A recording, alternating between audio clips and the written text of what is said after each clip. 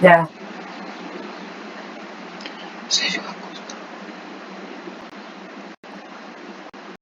Untuk pengenalan, kajian ini mengkaji bagaimana kaedah dan juga strategi pengurusan kraft tangan cawangan Sabah dalam meningkatkan dan memperkembangkan kraft tangan tradisional, dan adakah pihak mereka menggunakan kaedah pengurusan yang mampu meningkatkan kualiti kraft tangan para usahawan atau tidak, serta meneliti tahap kepuasan para pengusaha kraft tangan atau permintaan masyarakat tentang kualiti kraft tangan tradisional dipromosikan oleh Perbadanan Kraft Tangan Cawangan Sabah, yaitu dan serta meneliti ciri-ciri kraft tangan tradisional yang pihak mereka telah urus atau promosikan. Untuk latar belakang, Perbadanan Kemajuan Kraft Tangan Sabah bermula di daerah Kota Belut, Sabah, yaitu pada tahun 1997 kewujudan pusat kraft tangan di daerah tersebut diletakkan di bawah Sabah Economic Development Corporation. Pada tahun 1996, Majelis Amanah Rakyat telah ditubuhkan dan pusat latihan kraft tangan di bawah SEDCO telah bertukar pengurusan kepada Lembaga Kraft Tangan Malaysia setelah ditubuhkan pada 14 Mei tahun 1973. Dan akhirnya pada 1 Oktober 1979, Perbadanan Kemajuan Kraft Tangan Malaysia ditubuhkan di bawah Akta 222. Bermula dari situ, Lembaga Kraft Tangan Malaysia ditukar kepada Perbadanan Kemajuan Kraft Tangan Malaysia, Cawangan Sabah yang kini sebagai agensi peneraju kraft negara. Ini merupakan latar belakang mereka.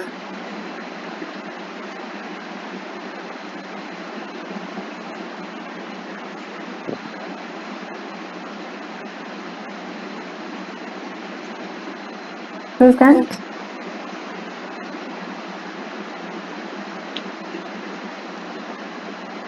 Kumpulan teknik seperti kadazan, dusun, rungus, bajau, laut, murut, orang sungai, dan iranun. Kraft etnik sebagai cetusan inspirasi dalam menghasilkan rekan produk kraft baharu. Ini karena elemen yang terdapat pada simbol ataupun budaya tempatan di Sabah mempunyai nilai komersil yang tinggi untuk ditonjolkan. Pengolahan secara kreatif dilakukan dengan mengambil kira aspek fungsi dan tujuan produk tersebut dihasilkan menjadi satu keutamaan agar menepati keperluan semasa pengguna. Dan ini bertemakan 2021, yaitu Seni Kraft Etnik Malaysia.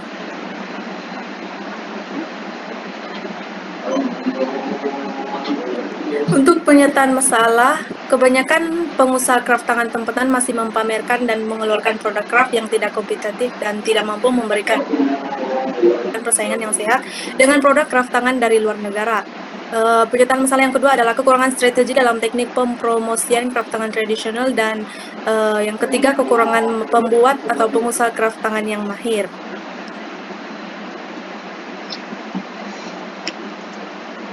Untuk objektif, yang pertama, ia mengenal pasti bagaimana kaedah pengurusan kraft tangan cawangan Sabah dalam meningkatkan dan memperkembangkan kraft tangan tradisional. Yang kedua adalah mengkaji cabaran yang dihadapi oleh pihak kraft tangan dan cara mengatasi masalah tersebut. Yang ketiga adalah mengenal pasti ciri-ciri kraft tangan yang ada di kraft tangan cawangan Sabah, Kota Kinabalu. Untuk bab 2, yaitu sorotan kajian, ia mengenai pengurusan perbedaan kraft tangan cawangan Sabah dalam strategi menambahkan kualitas kraft tangan tradisional. Penyelidikan yang telah dilakukan adalah melibatkan kajian-kajian lepas tentang sebuah definisi pengurusan perbadanan kraft tangan dan juga fungsi serta penghasilan kraft tangan tradisional. Kajian ini memberi tumpuan secara menyeluruh kepada fakta-fakta kajian serta rujukan yang digunakan. Maklumat telah didapati dari laman internet seperti jurnal dan artikel.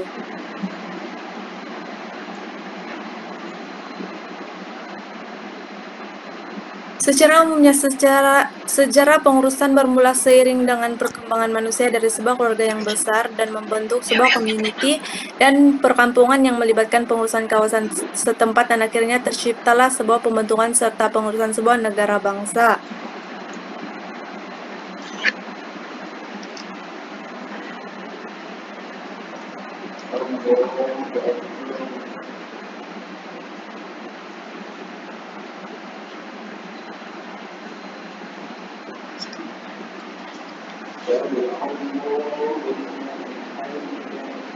Seterusnya metodologi kajian.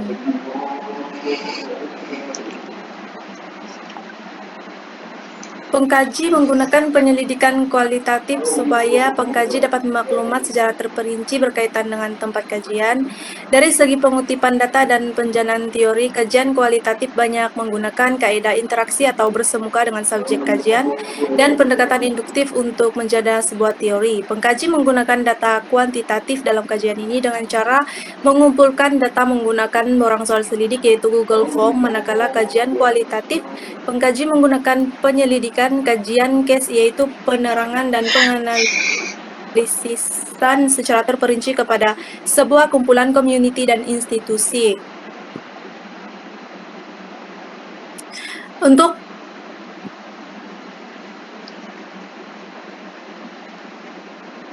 sampai 116 responden yang diperlukan bagi mengumpul serta menganalisis data. Disebabkan akan pandemi COVID-19, pengkaji terpaksa menggunakan Google Form bagi mengumpul data daripada responden yang dipilih secara rawak saja.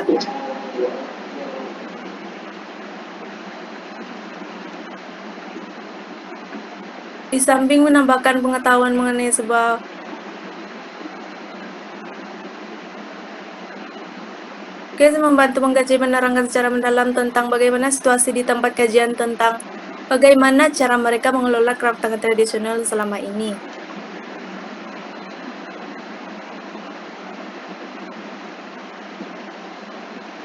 Untuk teknik pengumpulan data, langkah terpenting dalam proses penyelidikan karena tujuan utama penyelidikan adalah untuk mendapatkan data. Teknik pengumpulan ini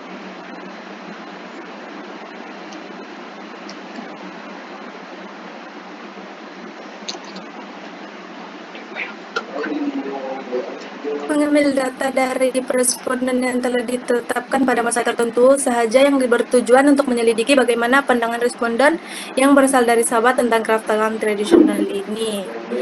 Untuk kajian kualitatif, pengkaji menggunakan pemerhatian temu bual dan sebagian dokumen yang bertujuan menjawab persoalan kajian yang berkaitan dengan pengurusan mereka kepada craft tangan. Menurut Muhammad Noor, untuk menentukan pengutipan data soal selidik yang sah, prinsip bagi pengumpulan data, perkara yang perlu diutamakan ialah sebuah maklumat yang sah, yang boleh dipercayai, serta data dapat dianalisis dengan baik.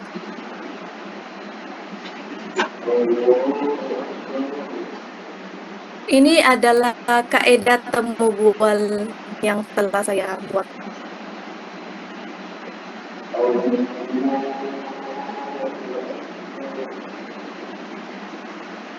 Seterusnya adalah bab 4, yaitu dapatan kajian dan analisis data.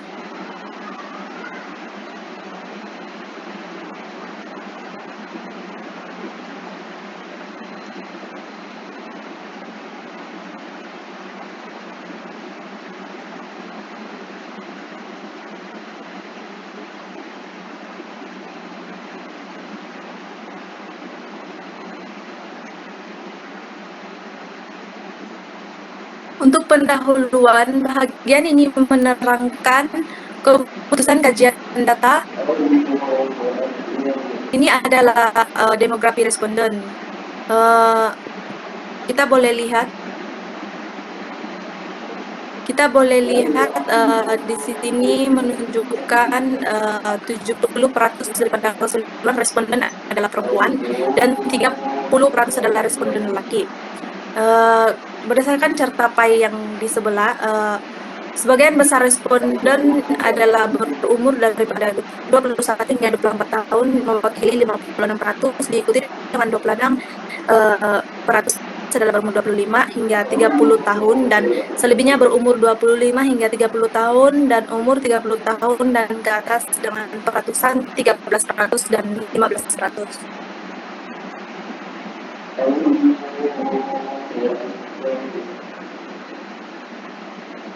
Untuk carta pie yang menunjukkan bahwa responden tertinggi adalah daripada responden Bumi Putra Sabah dengan peratusan 48%, manakala responden berbangsa Melayu pula sebanyak 17%, diikuti responden berbangsa India dan Cina dengan perasaan yang sama yaitu 12%. 9% daripada responden memilih ikut merasa Sarawak dan akhir sekali dengan 2% responden daripada lain-lain bangsa. Carta PAI menunjukkan bahwa 54% daripada keseluruhan jumlah responden mempunyai kelulusan ijazah sarjana muda dan sebanyak 15% mempunyai taraf pendidikan sijil tinggi pelajaran Malaysia STPM, diploma dan matrikulasi, manakala 10% daripada lulusan sijil pelajaran Malaysia SPM, sijil kemahiran Malaysia SKM, dan peratusan yang kecil yaitu 8% dan 3% daripada responden mempunyai taraf pendidikan lulusan PhD dan ijazah sarjana muda.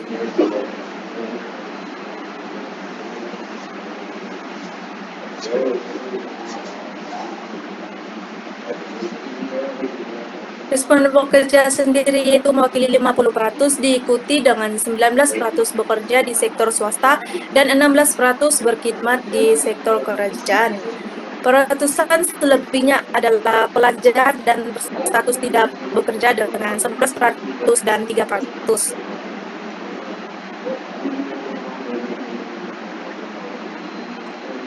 Untuk bahagian B, ia mengikut objektif yaitu mengenal pasti jenis-jenis dan cara pembuatan kraft tangan yang diusahakan di Perbanan Cawangan Cawangan Sabah.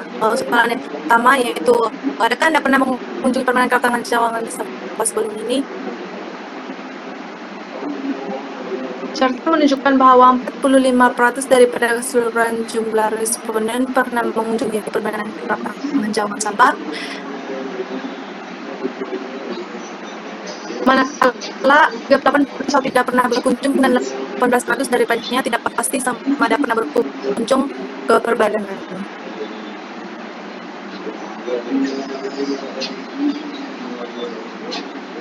Jadwal di atas menunjukkan sebagian besar responden adalah bersetuju dengan penghasilan kraft tangan tradisional menggunakan sumber alam semula jadi sebenarnya atau ada alat lain yaitu mewakili 60%, selebihnya 25% dan 15% tidak pasti dan tidak bersetuju dengan perkara ini. Untuk Carta PAI di sebelah, peratusan sebanyak 38% daripada keseluruhan jumlah responden adalah tidak pasti mengenai kali terakhir membuat pembelian kraft tangan tradisional, manakala 28% tidak pernah membuat pembelian kraft tangan, walau bagaimanapun 23% daripada membeli kraft tangan pada beberapa minggu lalu dan 11% daripada jumlah pernah membuat pembelian pada beberapa minggu yang lalu.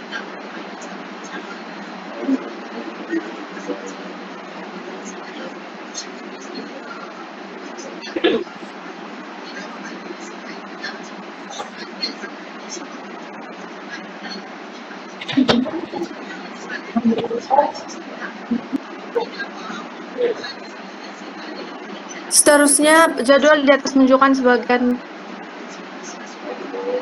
Seterusnya adalah graf menunjukkan 57% daripada responden mempunyai pandangan keunikan, motif, dan bentuk menjadi ciri-ciri yang menarik pelanggan untuk membeli kraft tradisional khususnya di Sabah. Diikuti 26 dan 16 responden memberi pandangan kraft tangan dengan ciri harga yang berpatutan dan untuk hiasan saja dapat menarik pelanggan untuk membelinya. Peratusan kecil seramai 3% daripada responden mempunyai pandangan ciri lain untuk ada pada kraft tangan tradisional. Yang warna kuning menunjukkan peratusan tertinggi dengan 43% responden mempunyai pandangan Perbanan Kraft Tangan Cawangan Sabah sebagai tempat yang sesuai untuk mempromosikan kraft tangan tradisional. Seterusnya, 25% responden adalah berpendapat jabatan kebudayaan dan kesenian sebagai tempat yang sesuai dan 18% responden mempunyai pandangan Museum Sabah sebagai tempat yang sesuai dan responden berpandangan lembaga kebudayaan sebagai tempat yang sesuai. Selebihnya adalah mewakili lain-lain tempat hanya dengan peratusan 3% responden saja.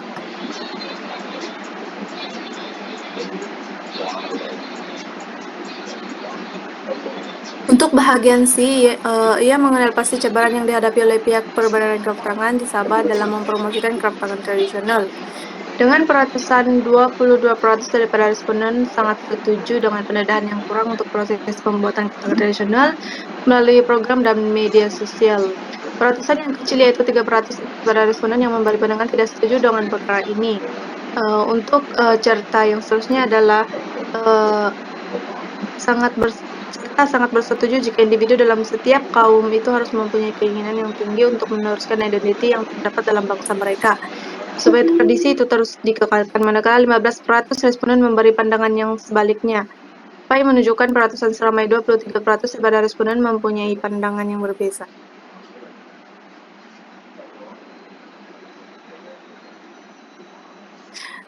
Seterusnya, cerita Pai menunjukkan 20% daripada jumlah responden sangat setuju dengan kemerosotan pempromosian disebabkan kekurangan bahan mentah atau tenaga faktor dalam penghasilan kraftangan. Diikuti peratusan yang kecil yaitu 2% daripadanya berpendapat kemerosotan pempromosian tidak berlaku oleh karena faktor yang diberikan.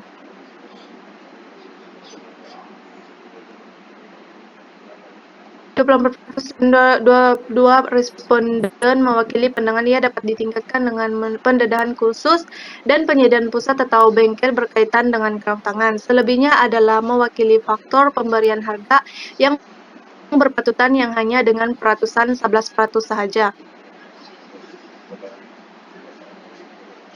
Untuk bahagian ia mengkaji bagaimana kaidah pengusahaan kraftangan cawangan Sabah dalam meningkatkan dan memperkembangkan kraftangan tradisional.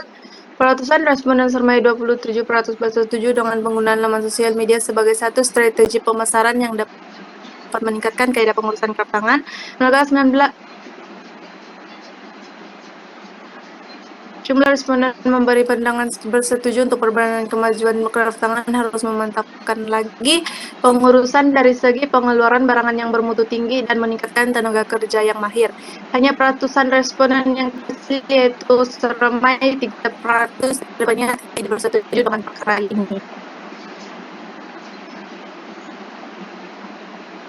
Seterusnya adalah responden berpandangan website perbadanan sebagai platform atas persalinan tersebut. 13% memberi pandangan platform Instagram sebagai platform persalinan yang digunakan. Selebihnya adalah mewakili lain platform dengan 18%.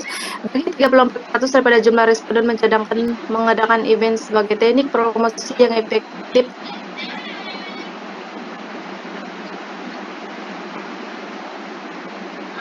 Responden mencadangkan memanfaatkan media sosial dan mengadakan kursus dan menyebarkan promosinya ke luar negara sebagai teknik promosi yang efektif. Selebihnya 15% responden mencadangkan promosi dibuat menggunakan barang promosi. Ini adalah analisis soalan pandangan ataupun pendapat. Soalan yang pertama adalah pada pendapat Anda apakah kraftangan yang paling banyak dipromosikan di Sabah dan juga di luar negara, dan kebanyakan responden memilih kraftangan anyaman dan tenunan seperti kain batik dan juga kraftangan sumputan yaitu sejenis alat musik yang populer di Sabah. Soalan yang kedua, apakah kesukaran dan cabaran yang sering dihadapi oleh mereka yang berkaitan dalam penghasilan kraftangan tradisional ini? Keseluruhan jawaban dari responden ramai yang berpendapat bahwa cabaran yang sering dihadapi dalam menghasilkan sebuah kraftangan ialah masalah keuangan atau kekurangan budget. Soalan pendapat yang ketiga adalah apakah kaidah yang berkesan dalam mempromosikan kraftangan tradisional secara keseluruhan. Jawaban dari responden ramai yang berpendapat dengan cara menggunakan promosi bengkel atau khusus untuk meluaskan pasaran kraftangan secara besar-besaran bagi menarik minat ramai orang serta pengusaha kraftangan. Untuk soalan pendapat yang keempat yaitu industri kraftangan menghadapi banyak masalah. Pada pendapat Anda, apakah masalah yang dihadapi oleh industri ini dan apakah cara yang berkesan untuk menangani masalah tersebut?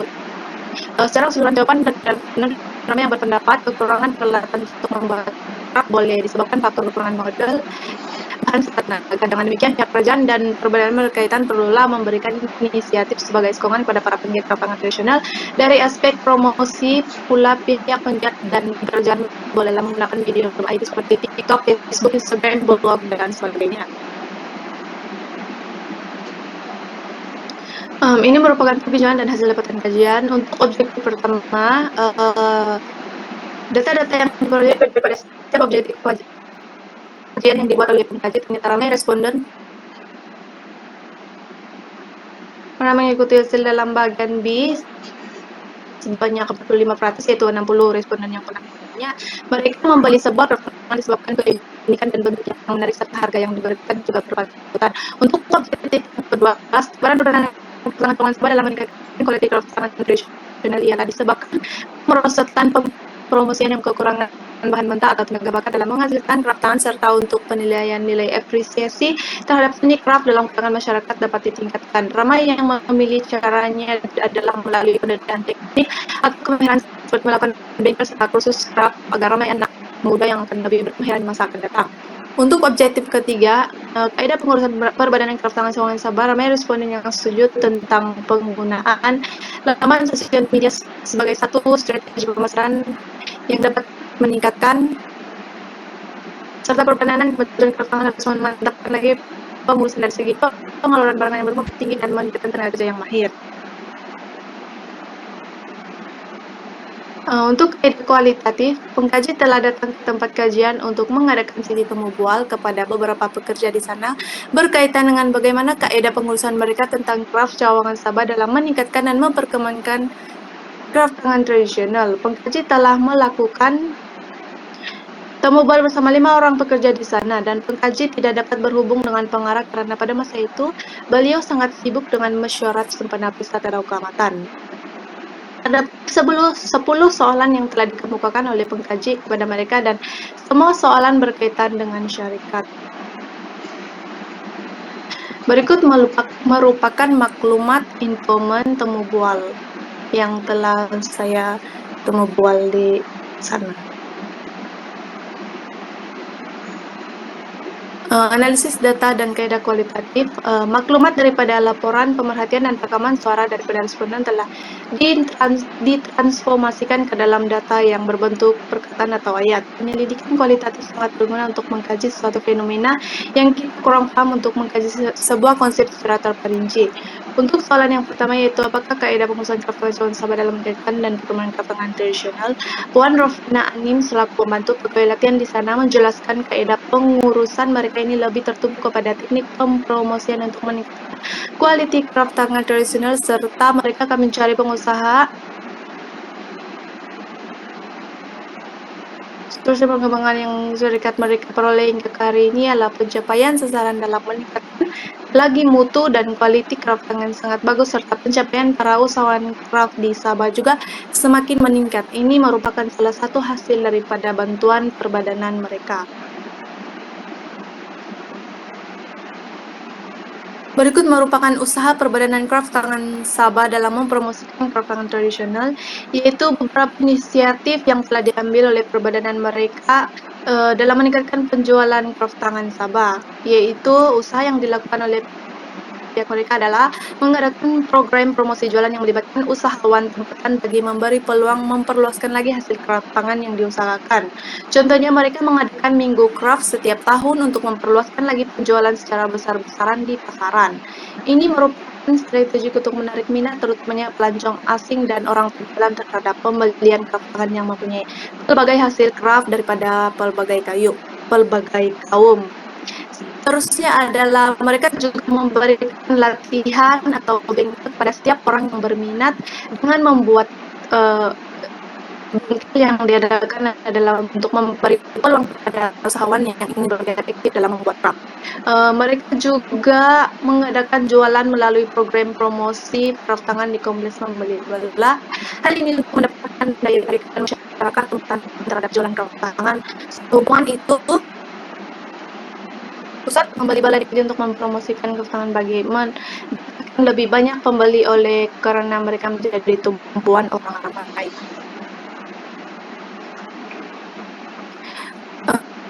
Seterusnya adalah langkah-langkah mengekalkan kualitas craft tangan tradisional di Sabah.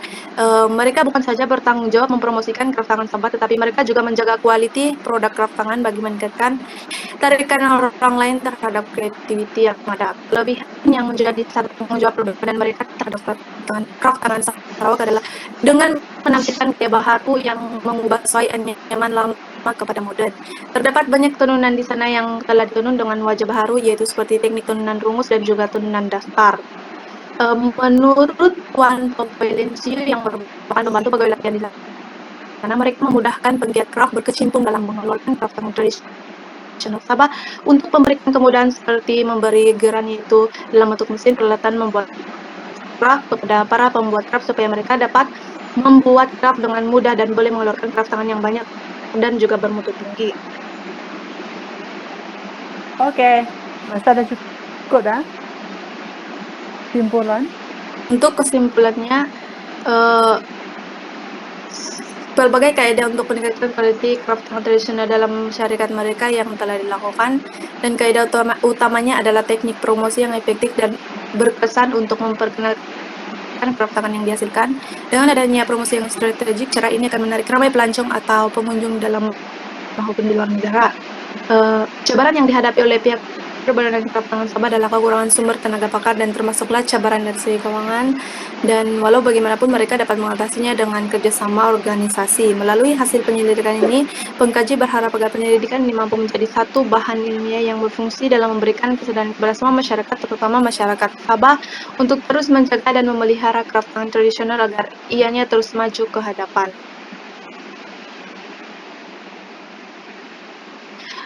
Untuk cadangan, pengkaji ingin berikan kepada pihak permanent craft tangan Sabah adalah mereka haruslah melakukan pelbagai aktiviti yang melibatkan penglibatan daripada pelbagai etnik, yaitu jika mempunyai sebarang bengkel atau craft atau kursus, pihak yang bertugas mestilah menyebarkan lagi maklumat berkaitan dengannya, karena kebanyakan penduduk di pedalaman sukar mendapatkan informasi disebabkan kesukaran mendapat akses internet.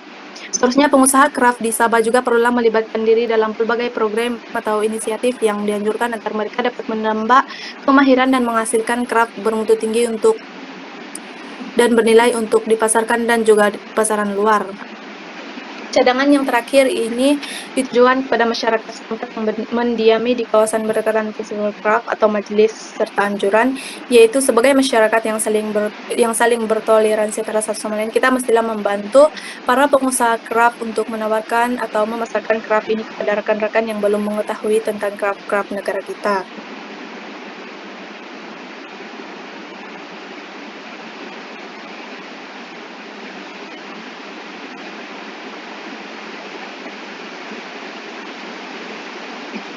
Oke, itu saja. Oke, Dokter.